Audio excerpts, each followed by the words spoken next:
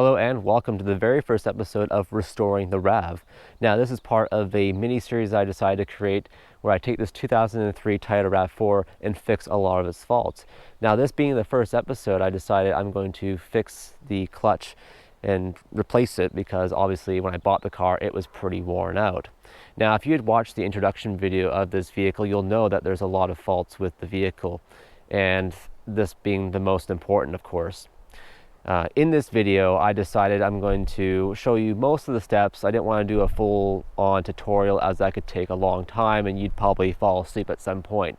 So therefore, I just kind of summarized it a bit, and you can figure out most of it on your own. A lot of it's pretty self-explanatory. So with that being said, let's roll the video. Enjoy.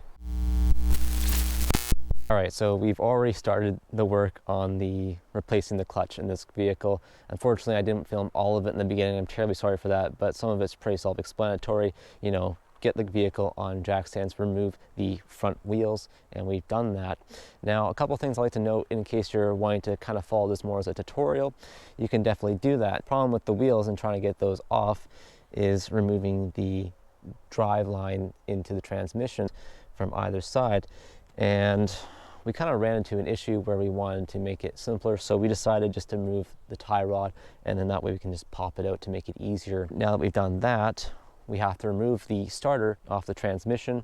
So this is where the starter was, and there's the two bolts, the 14 mil bolts on either side, and we remove those, and then we remove the starter. This is the starter that we had to remove off the transmission. Now there is two 14 mil bolts holding it in, and there is this little spline here that is mounted on the side. So again, trying to take this off is a bit of a challenge, but once you get it off, it's perfectly fine. But also don't forget about the plastic cover here on the top of the housing on the starter. There is a 12 mil bolt right here that you'll want to remove in order to get the housing off, and that way you can remove all the electrical components and make sure you unclip those as well. So we've removed the wheel off the vehicle on either side of the front, and instead of removing this cotter pin, we decided to actually just remove the tie rod right here. Now it was a bit tricky as the bolts were a bit rusted on their little pins holding these bolts in on the tie rod onto the wheel, but we were able to remove them. Another thing we did to make this a bit easier is to just unhook the lower control arm, and as you can see, that made it quite a bit easier, but we've also just put the bolts back on either side.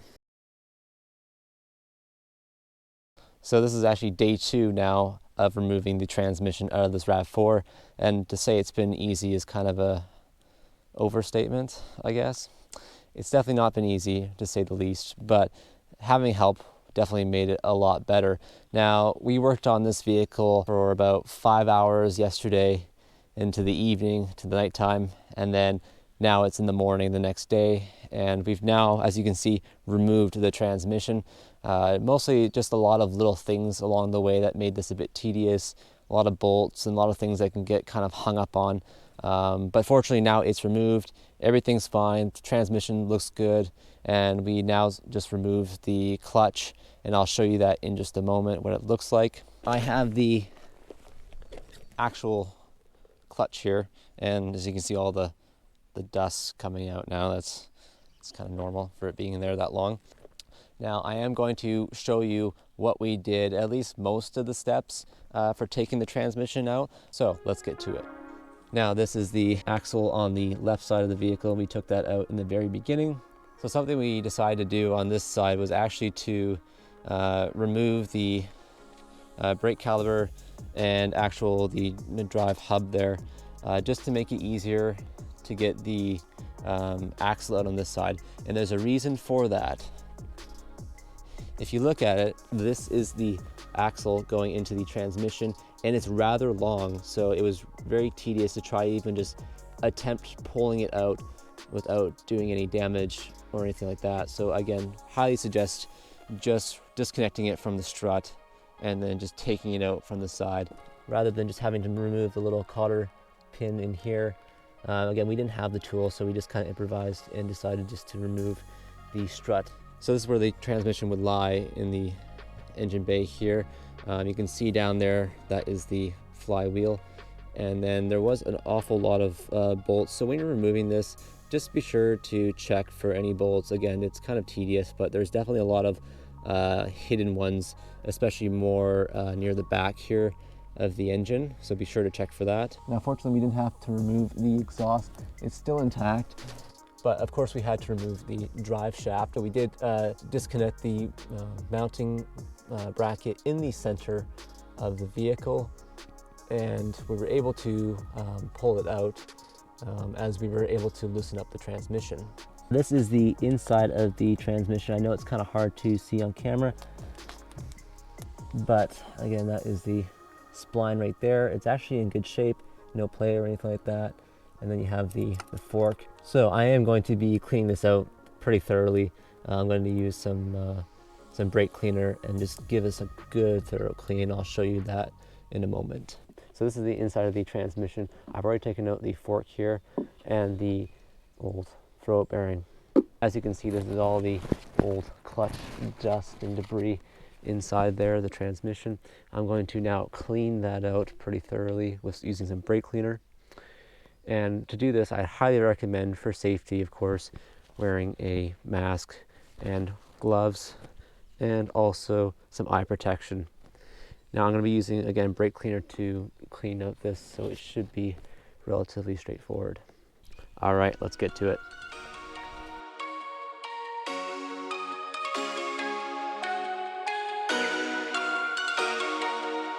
Okay, as you can see here, I have the sponge I'm going to use. I'm just going to kind of just go around. I'm going to start around the outside first a little bit and just try and scrape that. You can see a lot of gunk already coming off. Just going to do a quick wipe through just to remove some of the stuff that's already in there before I get too far ahead of myself.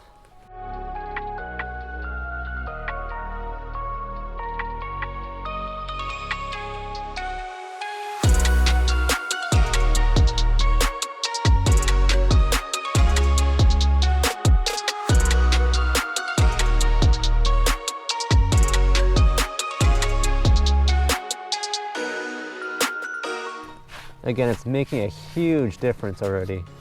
Huge difference. It's looking so much better.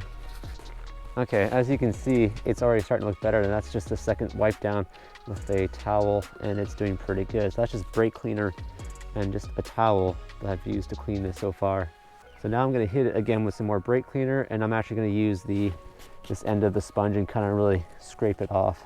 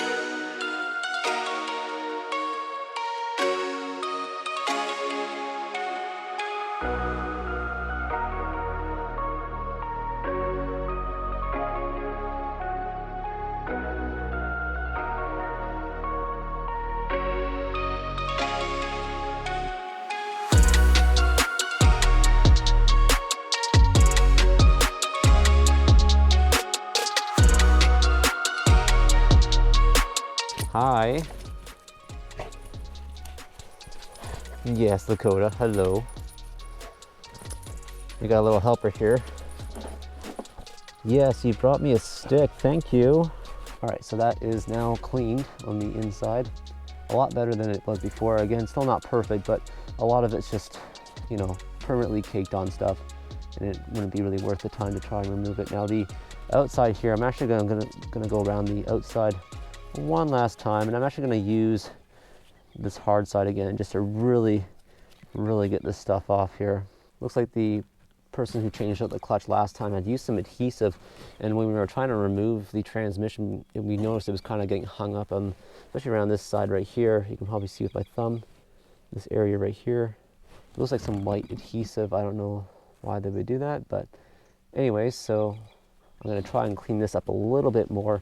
I do have a plastic brush. I might even just try and chip away a little bit. So I wouldn't use a metal brush, of course, or a wire brush.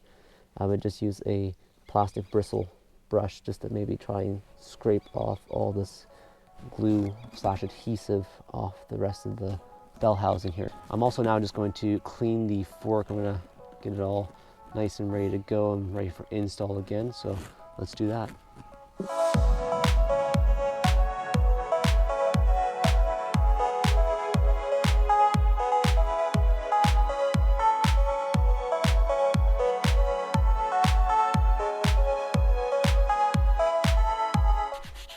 I will say doing all this cleaning is very satisfying for sure.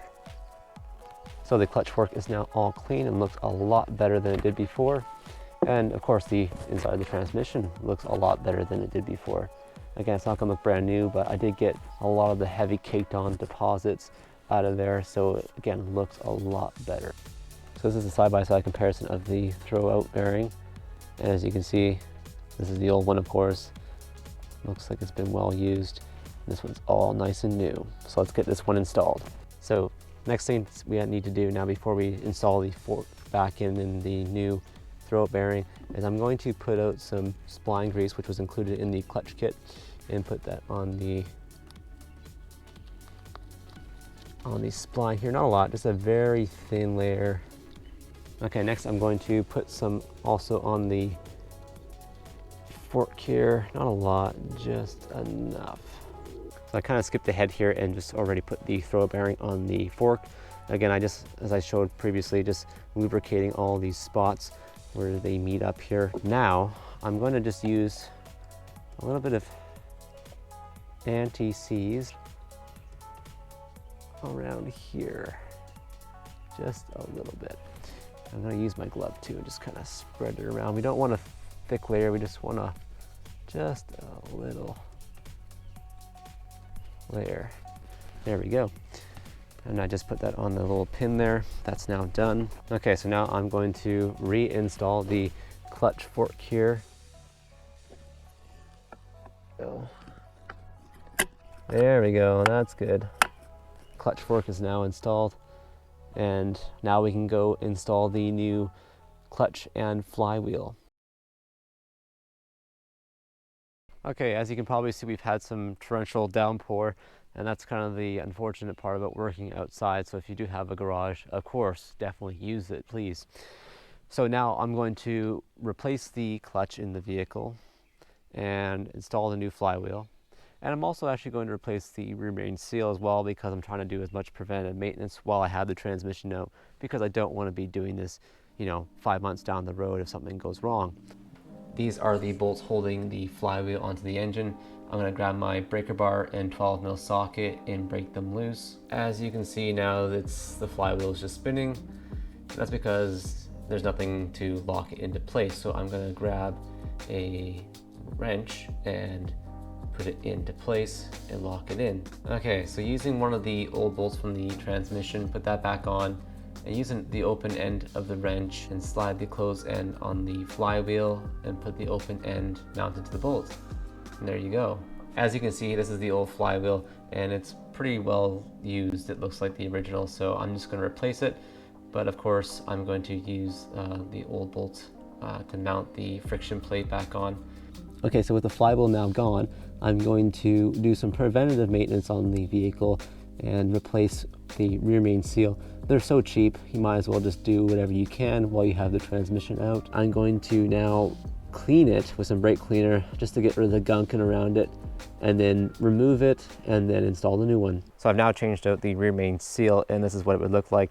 This is actually a Felpro one that I was going to install, but I felt it was a little bit too big. It seemed more like a universal kit, so I definitely don't recommend going with this route. I would definitely use the SKF one here that I have. Of course, I'll link this in the description. I got this off Rock Auto. It worked pretty well. definitely go with that one and not the Fel Pro one, as it was just a little bit too big. It may work for different vehicles, but not this RAV4. And now to get the remain seal out, you're probably wondering how I did that. If I just used a screwdriver, I was going to do that. However, I was really nervous about scratching the camshaft and didn't want to do that. So therefore I invested the money and bought this tool right here. This is actually a seal pull removal tool. And what happens is it just gets underneath in the inside of the lip here. And once you do that, you can use the leverage on this little piece right here against the outside of the housing and just yank it right out, like using leverage. So it worked out pretty well. So I definitely recommend using this tool, especially if you're nervous about scratching up the inside of the camshaft. Again, sometimes it does happen to people, but this will definitely reduce those chances instead of using a screwdriver, which again, you could use a flathead screwdriver, but definitely this is more easier to use. And I will put a link in the description so that way you can find this. I got this off Amazon for about $28. Definitely worth the investment. You can use it for other things as well in the future. Okay, so I have the flywheel on here now, and I've actually just tightened the bolts. I haven't torqued them yet, but I'm gonna do that right now. So I'm working a star pattern and do that. Okay, so I've now torqued out all these bolts to 65 pound-feet in a star pattern, of course. And then now it's time to put on the new clutch and then the friction plate. So let's do that. Okay, before I put in the new clutch, I actually just want to show you in depth a little bit more. This is the old one. Of course, there's a bit of rust because it was just sitting outside, but that again is not what it was like when I took it out. But as you can see right in here, it's pretty worn. Again, these should not be that close to the little pins inside those holes. But again, it's pretty worn, so obviously it was slipping quite a bit. So this is the new clutch disc right here. And again, obviously you can see the wear bars right in here and also down on the inside as well. It's, again, night and day difference, of course. And this one's nice too because it actually tells you on this side right here, it says flywheel side, so you know for sure which way to put it in. Makes it nice and easy. So let's get this one installed. Now you're probably wondering, Nathan, you've done all this work, but what about the pilot bearing? Actually, I found out there is no pilot bearing that goes in on this car. I did some research on the forums like RAV4 World and a bunch of other forums and found out there is no pilot bearing, because I was very paranoid about that and I thought for sure there would be one. But also when I took it out, there was no pilot bearing, and I can tell that this clutch has been replaced before, so I'm sure they figured it out too. But again, yes, there is no pilot bearing that goes in here. So again, don't worry about that. Again, this is the all-wheel drive model, the four-wheel drive, I guess, but again, does not require the pilot bearing. So, but again, do your research for yourself. You know, if you have a front-wheel drive or something different, maybe just double check that. But for sure, for this car, there is no pilot bearing. Okay, I now have the friction plate and the clutch disc on the inside, of course, making sure it says flywheel side facing the flywheel. So now I'm going to install that. I'm going to just use my rubber mallet and just kind of just tap gently. There we go. All right, so I've now tightened all these bolts so they're snug. I'm just going to now torque them to 25 pound-feet. And then we're pretty much on the home stretch. All we have to do now is just reinstall the actual transmission, and that will be the unfortunate part because it's pretty heavy. So I'm gonna have to have an extra set of hands help me with that.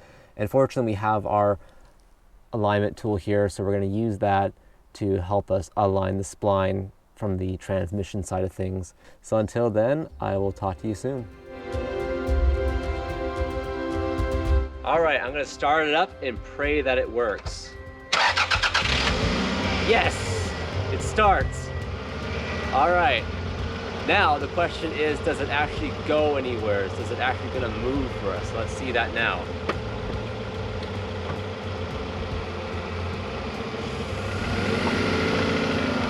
And it goes.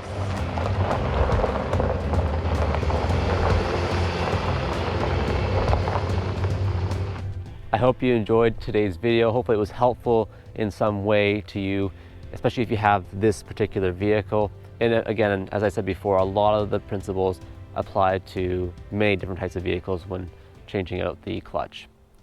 I just want to take a moment to say thank you very much for watching today's video. If you liked it and want to see more automotive DIYs and reviews, please be sure to subscribe to the channel. And also that way you don't miss another episode of Restoring the RAV. And also follow us on Instagram at DriveCore21 if you haven't already, so that way you don't miss another moment. I just again want to take a moment to say thank you very much for watching. Take care. Bye now.